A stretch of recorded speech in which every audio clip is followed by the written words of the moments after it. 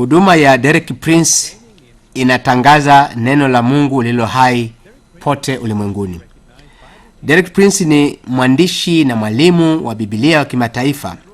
Huduma yake ni kwa njia ya vitabu, kanda za kaseti, video na kuhubiri kwa njia ya radio na television. Lengo kuu lake ni kuwahubiri wale wasiofikiwa na Injili na kuwafundisha wale wasiopata mafundisho. Kwa miaka 50 sasa, huduma ya Derek Prince imesambaa zaidi ya nchi 100 duniani kote, na zaidi ya makabila 50 yamenufaika na huduma hii. Sasa, hebu tumsikilize Derek Prince. Na tukianza kuongea juu ya mamlaka, utagundua kwamba neno mamlaka linatokana na mwandishi wa yule mwandishi, kwa sababu ni mwandishi anayetoa mamlaka kutokana na ile aliyoandika katika kitabu.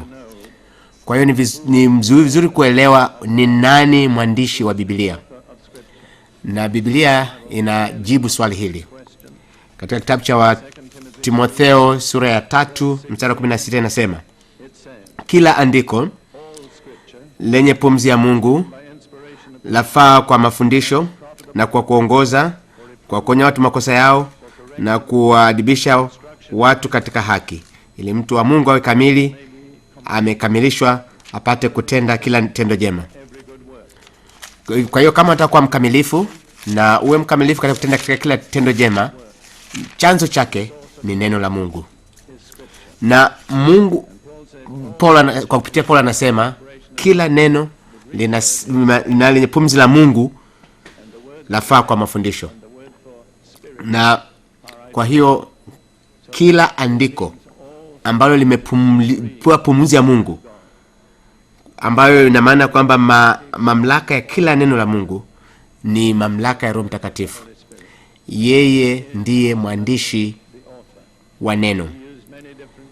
Ana namna nyingi za kuandika na kutumia watu, lakini nyuma ya kila jambo ni Roho Mtakatifu mwenyewe. Kwa hiyo tunapokutana na neno la Mungu, tunakutana na mamlaka ya Mungu mwenyewe. Sasa Biblia inasema kila andiko lenye pumzi ya Mungu. Hajasema baadhi ya maneno ya Mungu. Watu wengine wanasoma maandiko, kwa baadhi ya maandiko wanasema yako yamepumziwa na pumzi ya Mungu, lakini hiyo sio kweli na inafuatana na maneno ya Mungu.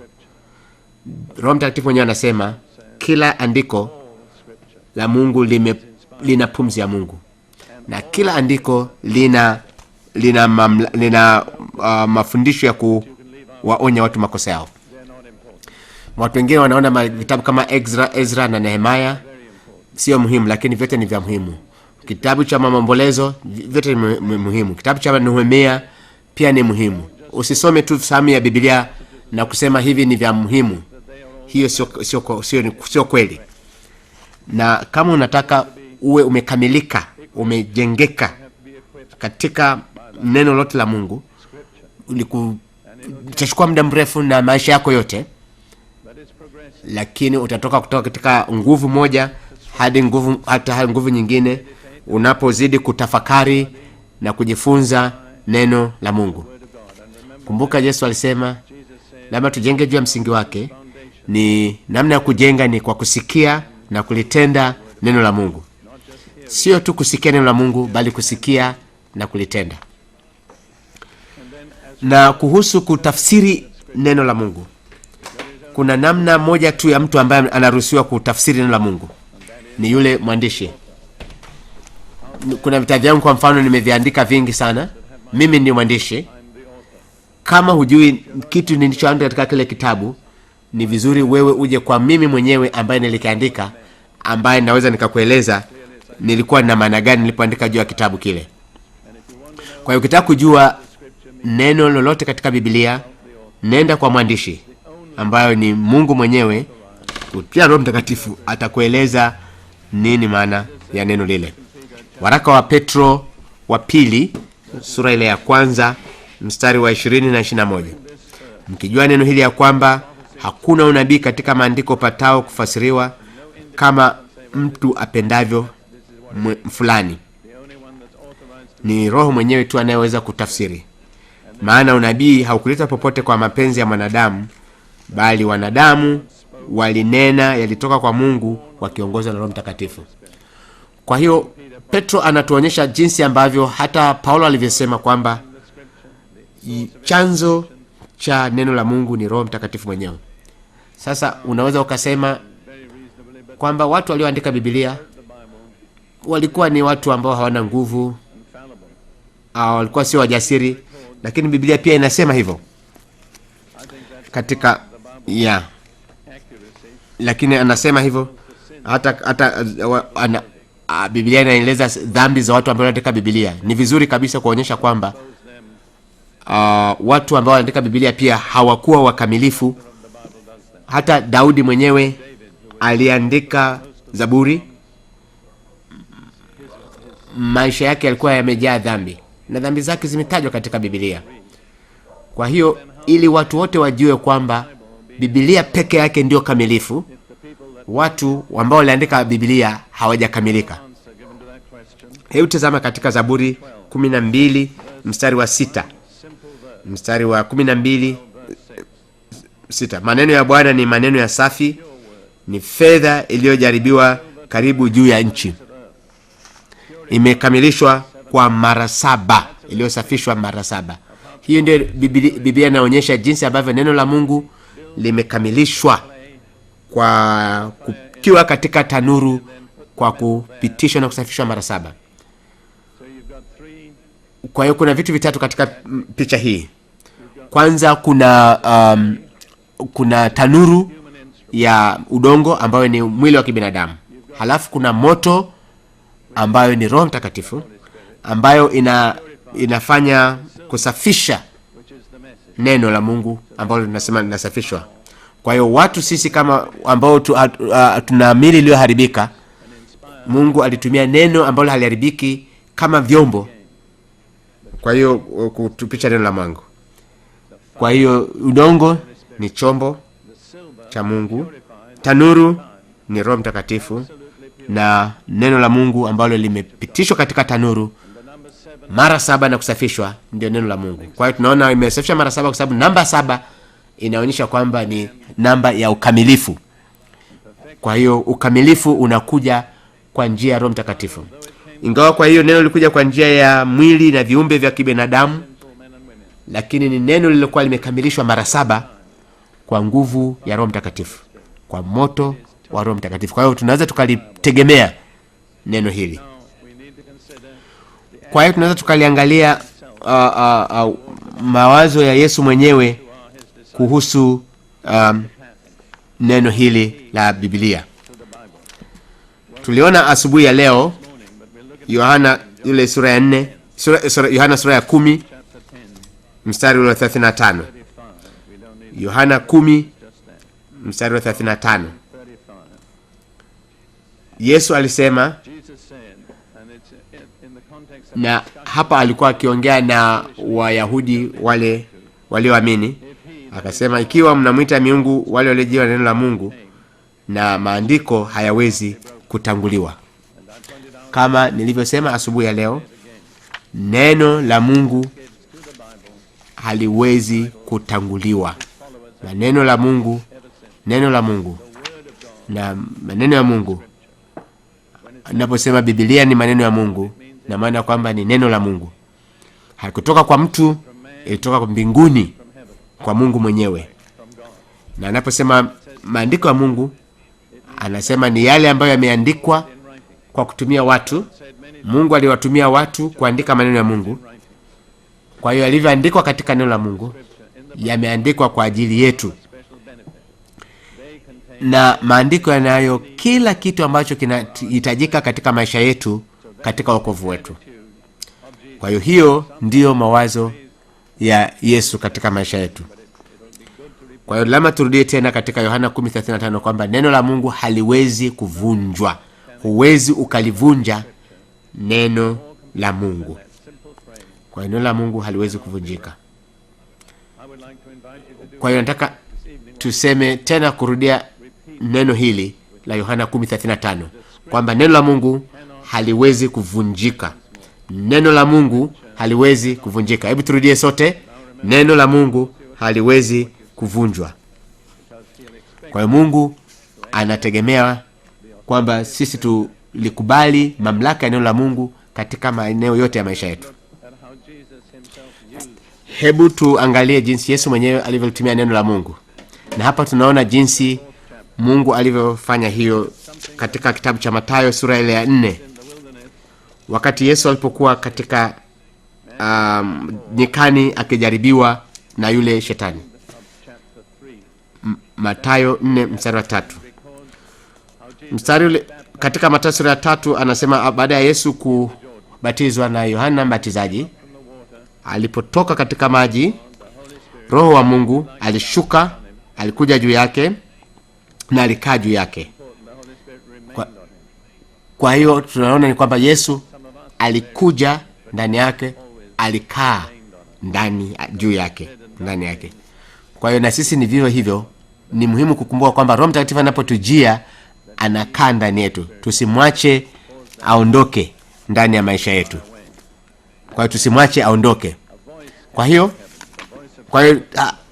sauti ilitoka kutoka mbinguni ikasema, huyu ni mwanangu mpendwa ambaye nimependezwa naye. Kwa hiyo unaweza kufikiri baada ya hapo Yesu atakuwa na muda mzuri sana, mrahisi kabisa, kwa sababu amepata kukubaliwa na Mungu na Roho Mtakatifu na kubatizwa na Mungu amesema. Lakini tunaona sio kweli. Hapa tunamwona Yesu anaenda nyikani akijaribiwa na Ibilisi siku 40. Kwa hiyo usifikirie hata siku moja kwamba baraka za Mungu zitakufanya maisha yako yawe rahisi. Kwa kweli, kwa mara nyingi zinakufanya maisha yetu yawe ya majaribu makubwa sana, kwa sababu ya tumejaa hayo.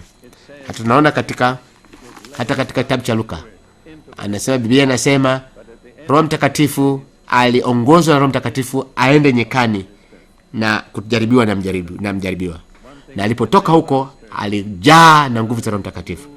Kwa hiyo kuna vitu viwili hapa, kwamba kwanza Roho alikuwa juu yake, ndani yake, lakini pili, baada ya kutoka katika majaribu alijazwa na nguvu za Roho Mtakatifu. Kwa hiyo hiyo ndio inavyotokea katika maisha yetu. Hata sisi tunaposhinda majaribu katika maisha yetu au vizuizi vikubwa katika maisha yetu, ni lengo la Mungu tupate nguvu za Roho Mtakatifu katika maisha yetu. Kwa hiyo mjaribu alipokuja katika kitabu cha Mathayo sura ya 4, kitu cha kwanza alichofanya ni kumfanya awe na mashaka. Na ndivyo shetani anavyokuja katika maisha yetu. Anakuja ili tulikatae neno la Mungu. Atalijaribu na kutuuliza na tufanya tuwe na mashaka ya neno la Mungu. Je, ndio hivyo lilivyoandikwa katika neno la Mungu? Na hivyo imetokea hivyo katika toka Adamu katika bustani ya Eden mpaka leo.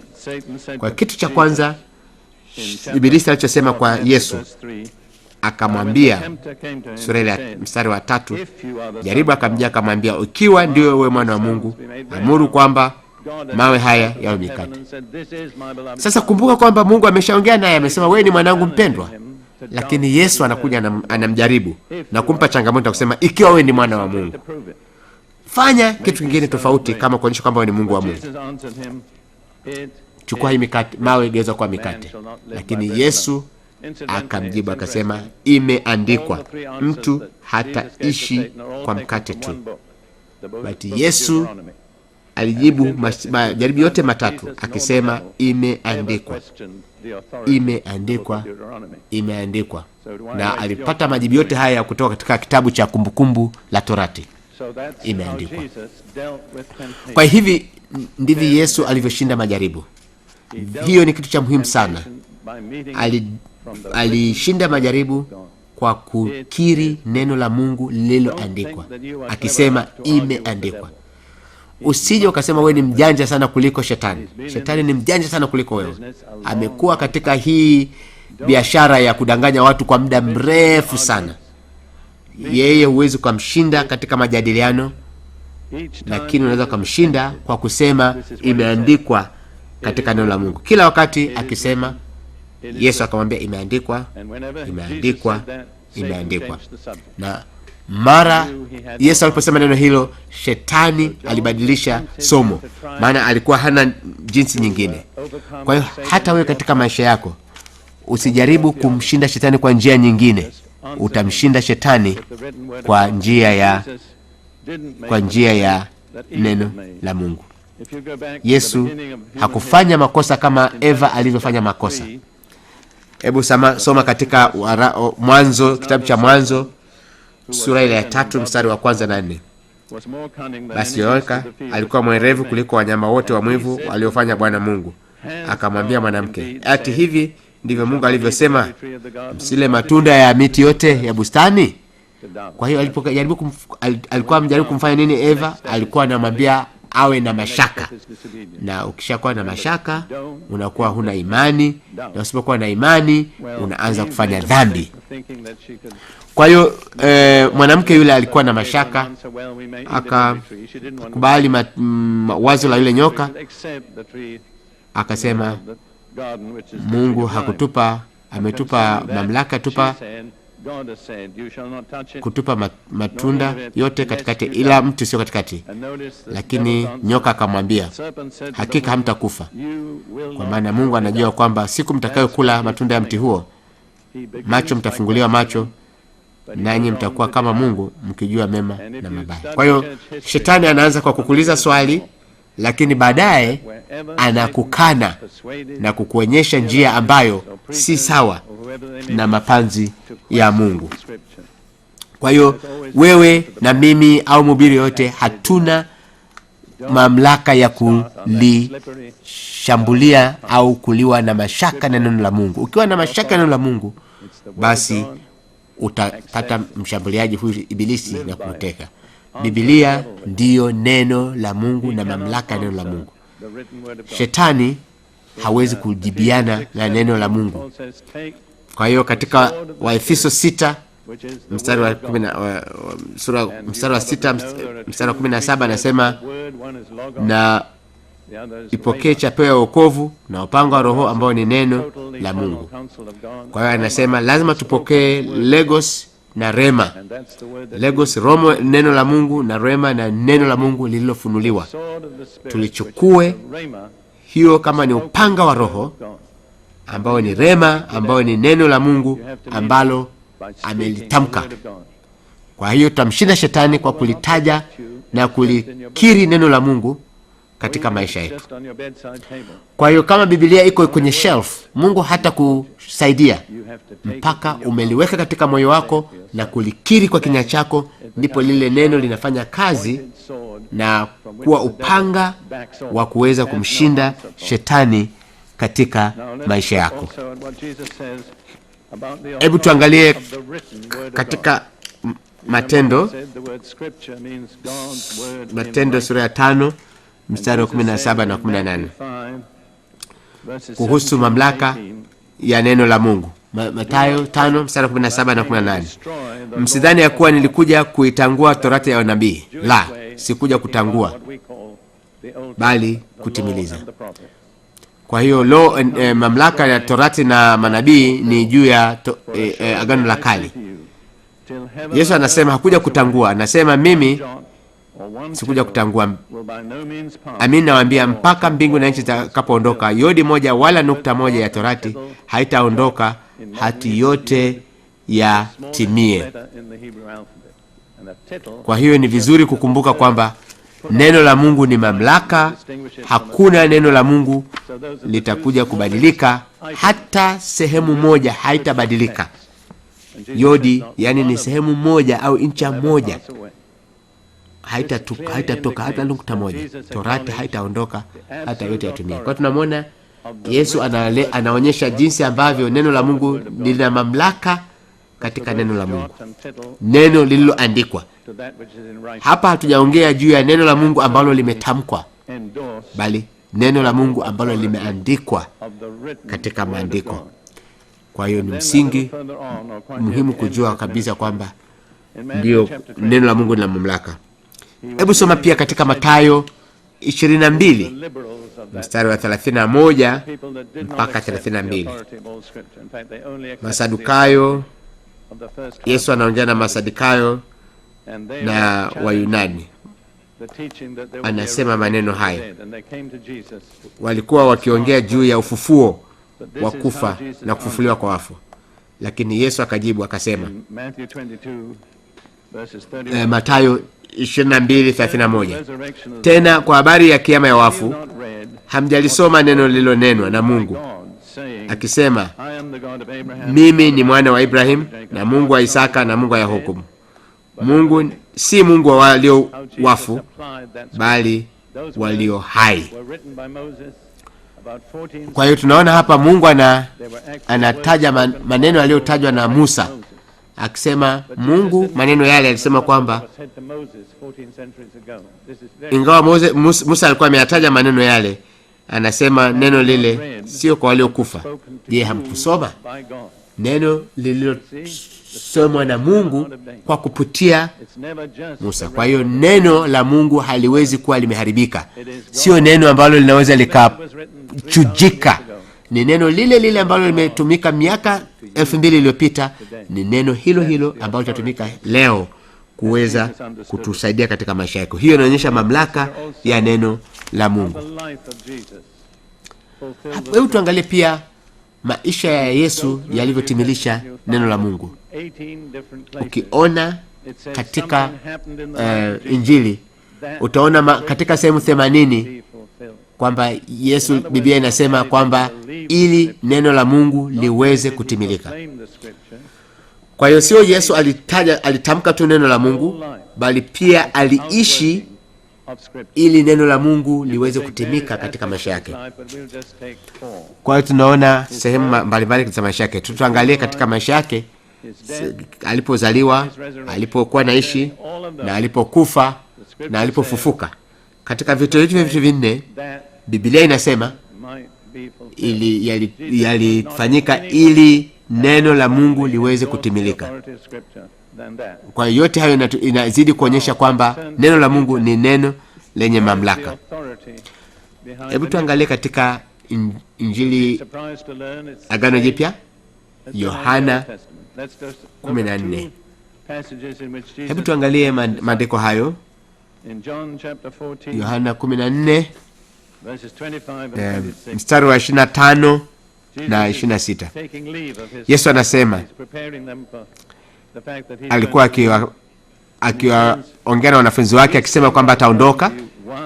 Anasema maneno haya nimemwambia kwamba muote, lakini msaidizi atakapokuja, msaidizi wa Mtakatifu, Baba atampeleka kwa jina lake, atawafundisha yote na kuwakumbusha yote niliyowaambia. Kwa hiyo mamlaka ya neno la Mungu ni mamlaka ya Roho Mtakatifu. Kwa hiyo huyu Roho Mtakatifu atafanya mambo mawili. Yale ambayo mimi sijafundisha, Roho atawafundisha, na yale ambayo nimeyafundisha mmesahau, Roho Mtakatifu atawakumbusha. Kwa hiyo yote tunaona jinsi ambavyo nguvu ya Roho Mtakatifu inatusaidia katika maisha yetu. Katika Yohana 16 mstari wa 12 mpaka 14, Biblia inasema maneno yale yanasema wanafunzi wake, hata bado ningali na kitambo kidogo, lakini hamwezi kuyastahimili sasa. Lakini yeye Roho atakapokuja, atawaongoza awatie kwenye kweli yote, kwa maana hata nena kwa shauri lake mwenyewe, lakini yote atakayoyasikia atayanena, na mambo yajayo atawapasha habari yake. Kwa hiyo tunaona neno la Mungu hili linasema Roho Mtakatifu ni mtu kamili, ni nafsi iliyo hai. Ndio maana anasema yeye atawaongoza katika kweli yote, kwa sababu hata sema mambo yake kutoka kwa kinywa chake mwenyewe, bali atafanya yale ambayo anayaona Baba wa mbinguni akiyafanya. Kwa hiyo hata yale mafundisho ambayo hamjafundishwa yatakuja kukamilika kwa njia ya Roho Mtakatifu. Kwa hiyo hataongea juu mambo yake mwenyewe, bali kwa kile chote atakachosikia ndicho atakachosema katika maisha yake. Naye atakuja kumtukuza mimi, kwa kuwa atatwaa katika yale yaliyo yangu na kuwapasha habari. Kwa hiyo tunaona kitu kingine cha muhimu ni kwamba Roho Mtakatifu atamwongoza na kumtukuza Yesu. Roho Mtakatifu hatamtukuza mwanadamu. Ukiona mtu anamjitukuza mwenyewe, unajua kabisa huyo hakutoka kwa Mungu, kwa sababu Biblia inasema Roho atamtukuza Jesus, Yesu, mwana wa Mungu. Hebu tuone juu ya matokeo ya neno la Mungu. Waraka wa Ibrania sura ya 4, tunapata mchajuo wa jinsi neno la Mungu linavyoweza kuwa. Waibrania 4 mstari wa 12 anasema neno la Mungu li hai, lina nguvu, lina ukali kuliko upanga uwao wote ukatao kuwili, tena la choma hata kuzigawanya nafsi na roho na viungo vina mafuta vilivyomo ndani yake, tena lijepesi kutambua mawazo na makusudi ya moyo. Kwa neno la Mungu sio kitu kilichokufa, ni kitu ambacho kiko hai. Sio kama karatasi au jiwe, bali ni kitu kilicho hai. Na unapolitamka neno la Mungu linaleta uhai ndani ya maisha ya mwanadamu. Kwa hiyo tunamshukuru Mungu kwa sababu neno la Mungu lina nguvu katika maisha yetu. Neno la Mungu ndio ukamilifu kabisa. Alafu pia anasema linaweza kuchoma na kuzigawanya nafsi na roho na viungo na mafuta yaliyomo ndani yake. Kwa hiyo Biblia anasema mwanadamu ni mtu wa nafsi tatu. Ana mwili, ana roho na ana nafsi. Kama vile Baba alivyo Baba, anavyo Mwana na Roho Mtakatifu.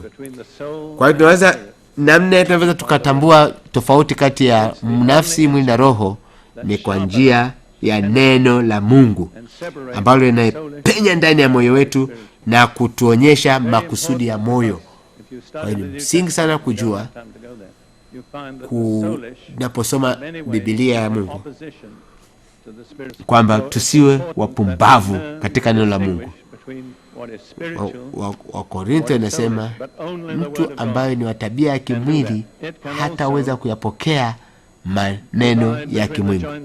Kwa hiyo ni vizuri kukumbuka na kutofautisha kwamba kile kilicho cha kiroho ni kiroho na kilicho cha kimwili ni kimwili, kwa sababu anayeongozwa na nafsi huyo anayo maisha ya kiroho tu katika maisha yake.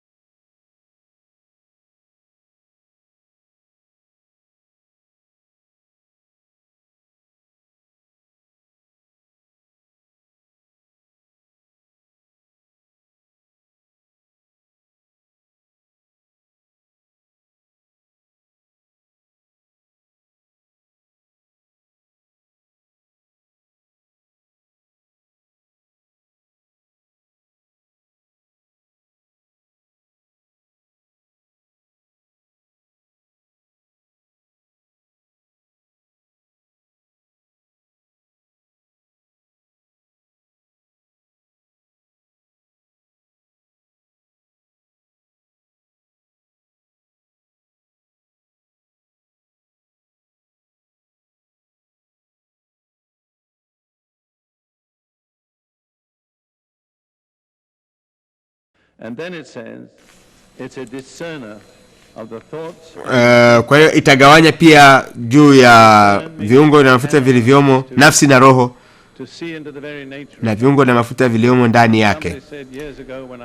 Kwa hiyo hakuna daktari anayeweza kuingia ndani ya moyo wa mwanadamu. Ni neno la Mungu peke yake linaweza likagawanya nafsi na roho. Halafu pia neno la Mungu linaweza likaona mawazo ya mtu na likachambua yale ambayo mwanadamu anayawaza katika maisha yake. Mtu mwingine akasema katika maisha yake na kusema, unaposoma neno la Mungu kwamba Biblia pia inasoma juu ya maisha yako. Hebu tuangalie katika kitabu cha Wathesalonike sura ya 2 mstari 13. Waraka wa kwanza wa Wathesalonike sura ile ya 2 mstari wa 13. Na anasema kwa njia hii na sisi pia tunamshukuru Mungu bila kukoma, kwa kuwa mlipopata neno lile la ujumbe wa Mungu nililosikia kwenu, mlipokea si kama neno la wanadamu, bali kama neno la Mungu, na ndivyo lilivyo kweli, litendalo kazi pia ndani yenu ninyi mnaoamini. Kwa hiyo ukilipokea neno la Mungu kwa moyo ulio mkonjofu, ndio neno la Mungu itafanya kazi katika maisha yako. Kwa hiyo usilipokee neno la Mungu kama neno la mwanadamu. Lipokee neno la Mungu kama ni neno la Mungu, ndivyo itakavyofanya kazi katika maisha yetu. Na unaposoma Biblia, hebu chukua muda na kusema kwamba ninaamini hili ni neno la Mungu. Wacha lifanye kazi katika maisha yangu ili liweze kufanya kazi lile ambavyo limetakiwa lifanye katika maisha ya mwanadamu. Halafu tunaweza kuona sehemu nyingine jinsi Petro alivyosema katika waraka wa Petro wa 2 sura ya 1 mstari wa 3 na 4. Mstari 3 na 4. Waraka wa 2 wa Petro sura ya 1 mstari wa 3 na 4. Kwa labda tusome neno hilo. Kwa kuwa uwezo wake wa Mungu umetukaribia vitu vyote vipasavyo uzima na utaua, kwa kumjua yeye aliyeita kwa utakatifu wake na uwema wake mwenyewe. Tena kwa hayo ametukirimia ahadi kubwa mno za thamani, ili kuomba kwa hizo tupate kuwa washirika wa tabia ya kiungu. Kwa hiyo tunaona kwamba Mungu ametupa kila kitu tunachohitaji. Utasema, mimi sina kila kitu.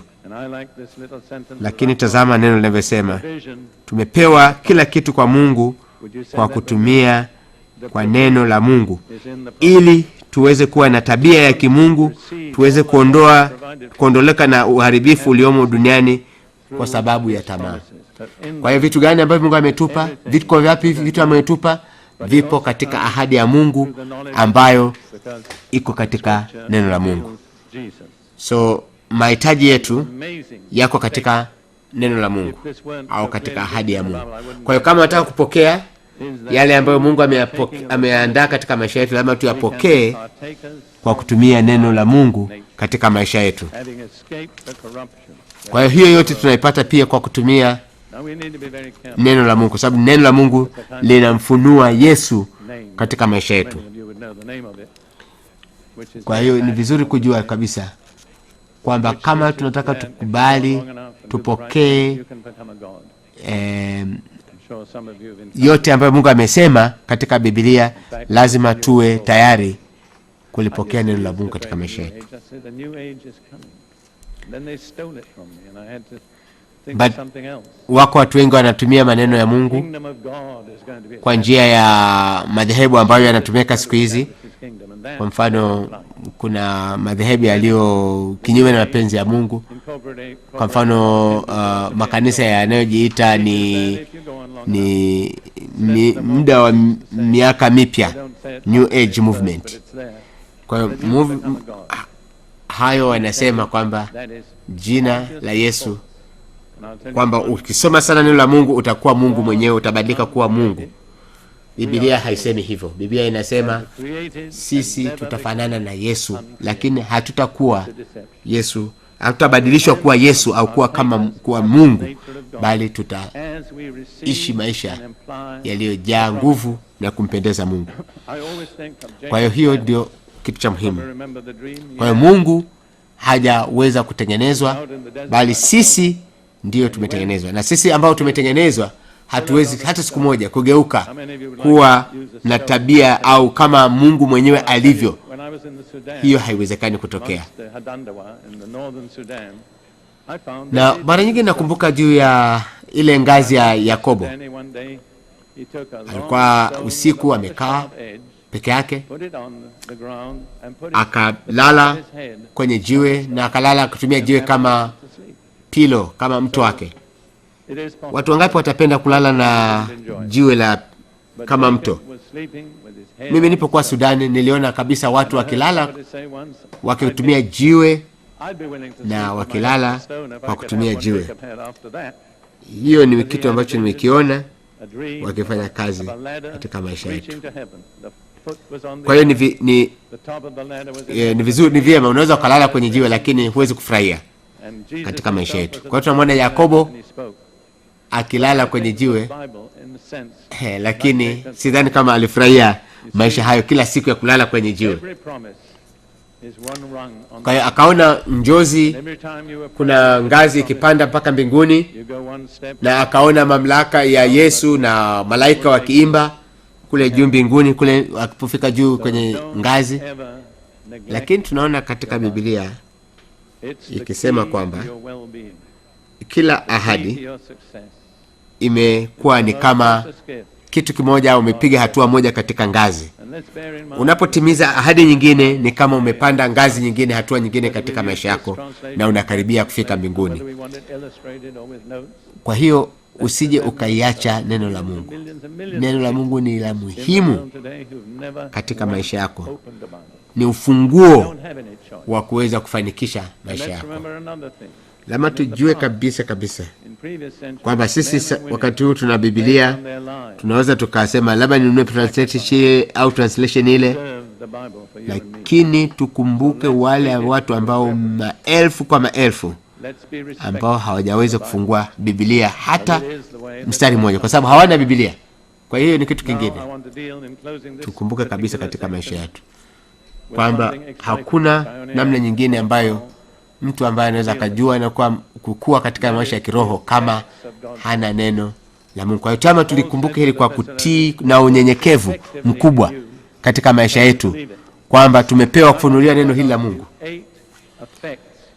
Hebu nisome tena katika kitabu cha Warumi, Warumi sura ile ya 10, yanapoeleza juu ya matokeo ya neno la Mungu. Kwa hiyo nataka niwaonyeshe vitu vikubwa 8 ambavyo vinaweza kutokea katika maisha yako ukilifuata neno la Mungu. Kwanza tunaanza kutoka katika Warumi 10 mstari wa 17. Basi imani chanzo chake ni kusikia, na kusikia huja kwa neno la Kristo. Na neno hili ni la msingi sana katika maisha yangu. Mimi nilikuwa nikikaa hospitalini kwa mwaka mzima. Nimekaa hospitalini jangwani katika Afrika kule kaskazini. Neno la Mungu lilikuja kuniokoa na kuniponya. Daktari hakuweza kuokoa maisha yangu, lakini neno la Mungu.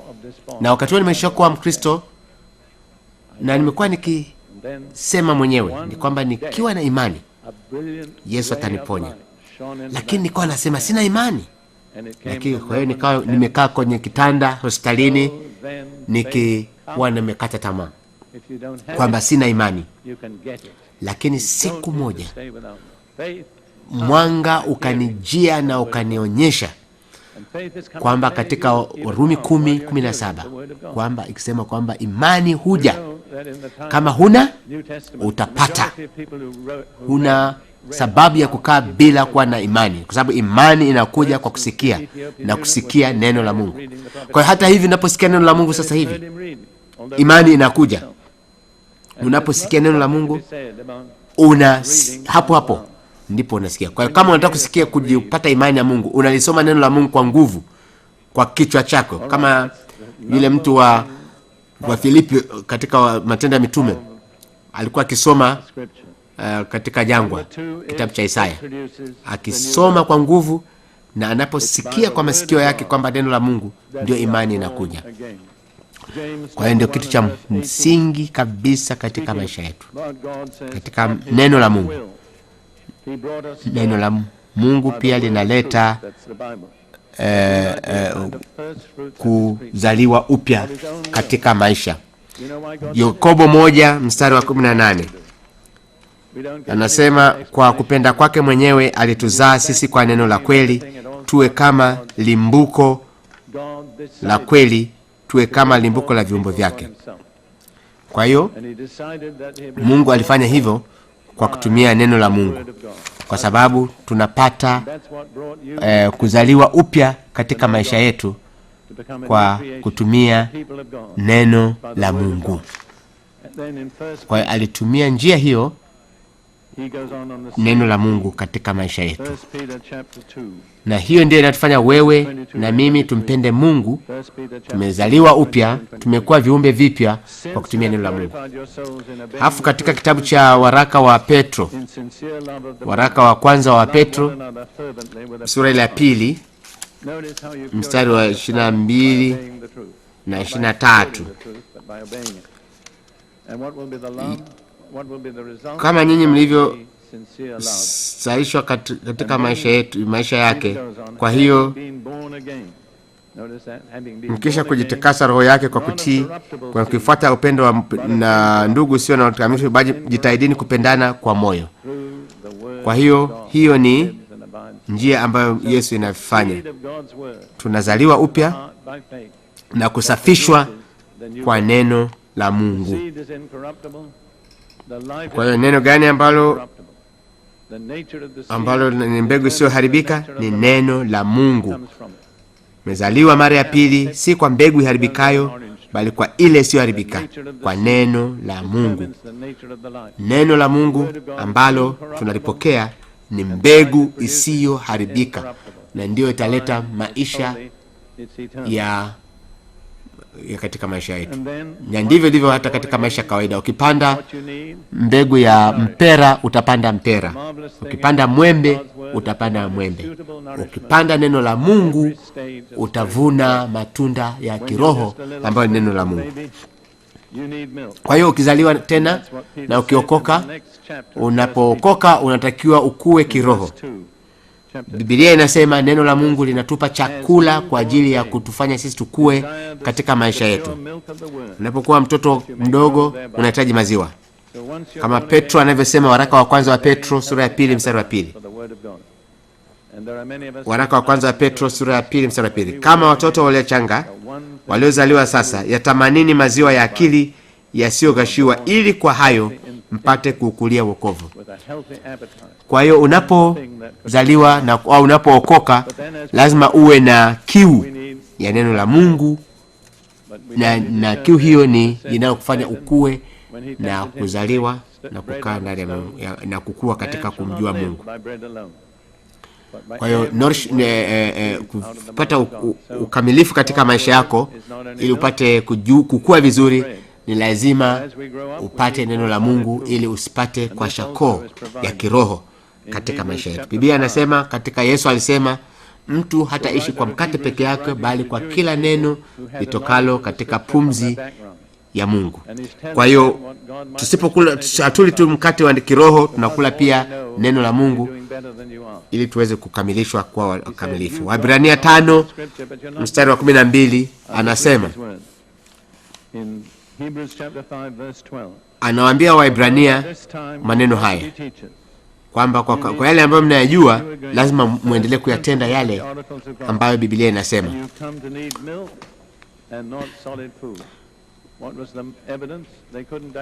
Sura 5:12. Kwa kuwa maana imewapasa kuwa walimu, maana wakati mwingi imepita, mnahitaji kufundishwa na mtu mafundisho ya kwanza ya maneno ya Mungu. Nanyi mmekuwa mnahitaji maziwa, wala si chakula kigumu. Kwa hiyo tunajua kabisa kwamba chakula cha neno la Mungu ni neno la Mungu. Kwa hiyo maziwa ni neno la Mungu kwa watoto wachanga, lakini kwa watu waliokuwa wamekomaa, pili wanatakiwa wale chakula ambayo neno la Mungu pia, ambayo tunaweza kutukamilisha katika maisha yetu ya kiroho ili tukamilike katika kumjua Mungu. Kwa hiyo lazima tulisome neno, tulitumie katika maisha yetu na kulifanya mambo hayo ili liweze kukamilisha katika maisha yetu. Kwa hiyo kama hujalitumia neno la Mungu katika maisha yako, hutaweza kuja kuwa umekamilika. Kwa lazima ukamilishe kwa kulisoma neno la Mungu. Kwa hiyo lazima ulitumie neno la Mungu, ulifanyie kazi katika maisha yako. Ulifanyie kazi neno la Mungu, ndio linakufanya ukue.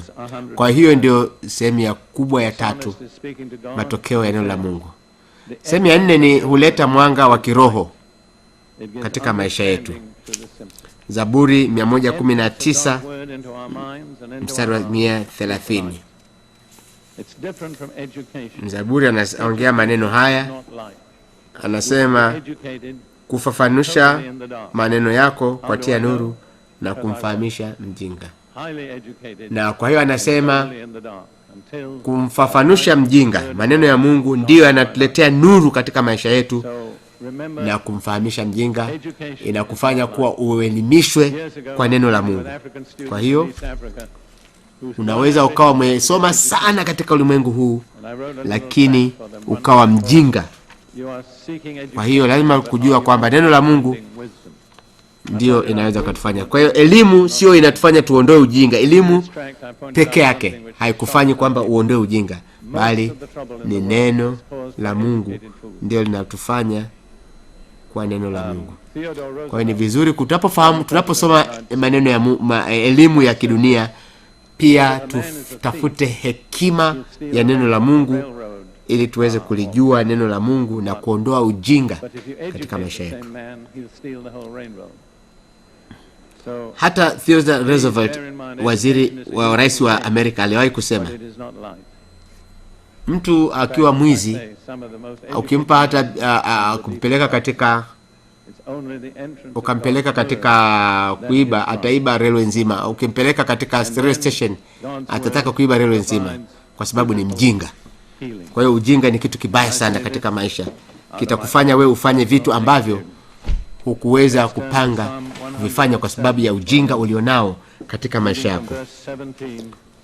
Kwa hiyo neno la Mungu pia huleta uponyaji wa kimwili. Na hii naweza nikasema kutokana na uzoefu wangu mwenyewe katika maisha yangu. Zaburi 107 mstari wa 17 mpaka mstari wa 20. Wapumbavu ndio watu wengine ambao hawako kanisani. Wapumbavu kwa sababu ya ukosaji wao na kwa sababu ya maovu yao. Kwa sababu hapa inaonyesha wale ambao watu wanafanya maovu ni wapumbavu. Watu wengi wanakuja kwangu kuomba uponyaji, na mimi nawaambia kama unaishi maisha ya hujaishi maisha ya utakatifu na unataka uponyaji, si rahisi kupata uponyaji, kwa sababu lazima uondoe kwanza maovu yako ili upokee uponyaji. Okay? Nafsi zao za chukia kila namna ya chakula, wameyakaribisha malango ya mauti. Wakamlilia Bwana katika dhiki yao, akawaponya na shida zao. Halafu Yesu alifanya nini? Aliwaponya na shida zao. Alilituma neno lake na kuwaponya na kuwatoa katika maangamizo yao. Kwa hiyo kuna vitu vitatu Mungu alifanya. Kwanza analipeleka neno, anaokoa, halafu anaponya, halafu anakuokoa na maangamizo. Anakuokoa na dhambi zako, anakuponya maisha yako, halafu pia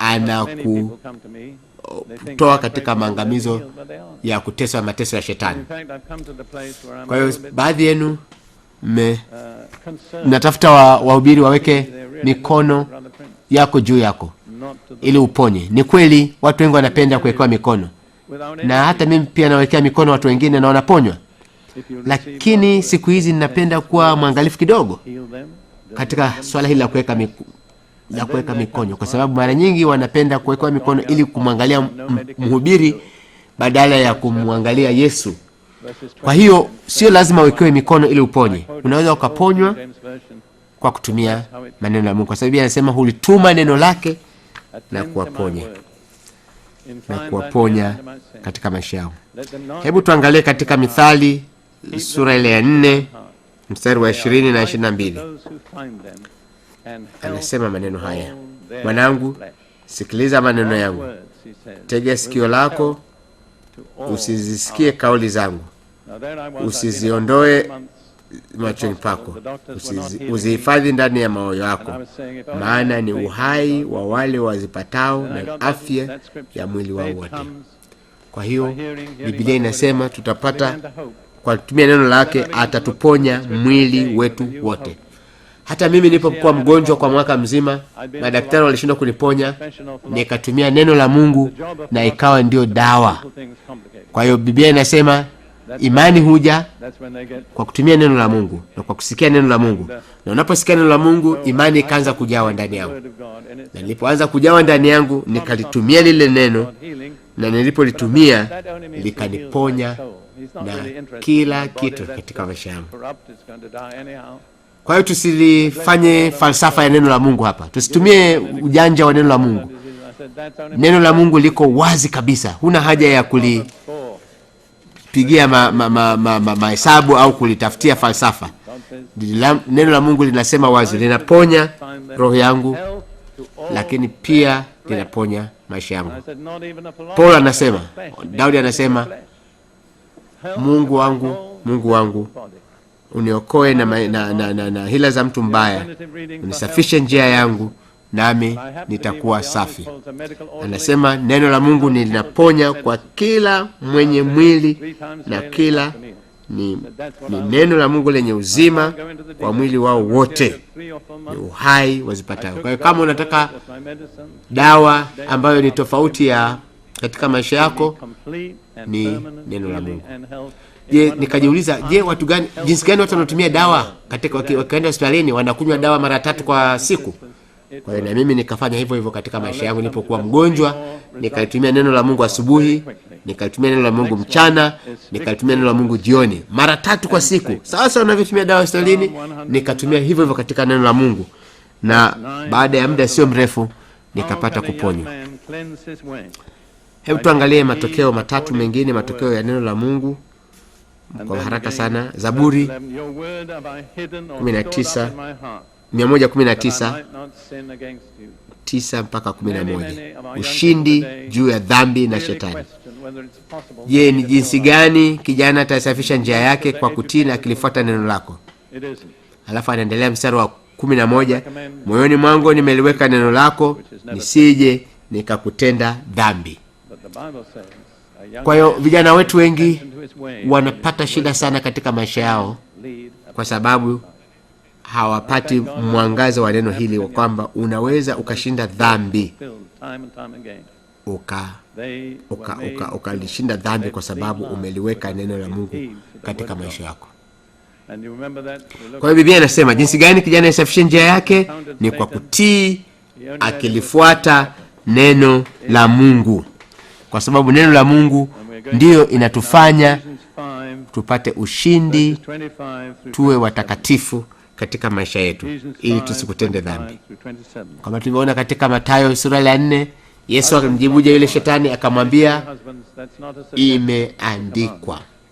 Halafu pia katika Waefeso 5 mstari wa 25 mpaka wa 27 anasema maneno haya: enyi waume, wapendeni wake zenu kama Kristo naye alivyolipenda kanisa akajitoa ajili yake. Hiyo ni amri aliyotoa kwa wanaume, tuwapende wake zetu. ili makusudi litakase na kulisafisha kwa maji katika neno, apate kujiletea kanisa takatifu lisilo na hila wala kukusanywa wala lolote kama hayo, bali liwe takatifu lisilo na mawaa. Kwa neno la Mungu linatutakasa na kutupa ushindi wa dhambi katika maisha yetu. Yohana anasema neno la Mungu lilikuja kuleta uzima, na uzima huo uko ndani ya Yesu. Kwa neno la Mungu tunatakaswa na kusafishwa katika maisha yetu. Kwa hiyo ni msingi sana katika maisha yetu. Na mwisho kabisa, Yakobo waraka wa kwanza 23 na 25. Biblia inasema, kwa sababu inasema Biblia ni chakula cha kiroho, pia ni kioo cha mambo ya kiroho. Biblia ni mambo ya kiroho. Unapoangalia kwenye kioo unajiona jinsi ulivyo, kwamba nywele limekaa vibaya, kwa hiyo unaitengeneza vizuri. Jino limekaa ni chafu, unalisafisha. Kwa hiyo unatenda sawa sawa na vile ambavyo kioo kinakuonyesha. Kwa hiyo neno la Mungu pia ndio kioo cha kiroho. Unaposoma neno la Mungu inakuonyesha vile utakofanya. Kwa hiyo kwanza inatuletea imani ya neno la Mungu. Pili ni mbegu ya kutuzaa upya. 3 ni chakula cha kiroho. 4 huleta mwanga rohoni. 5 huleta uponyaji wa mwili.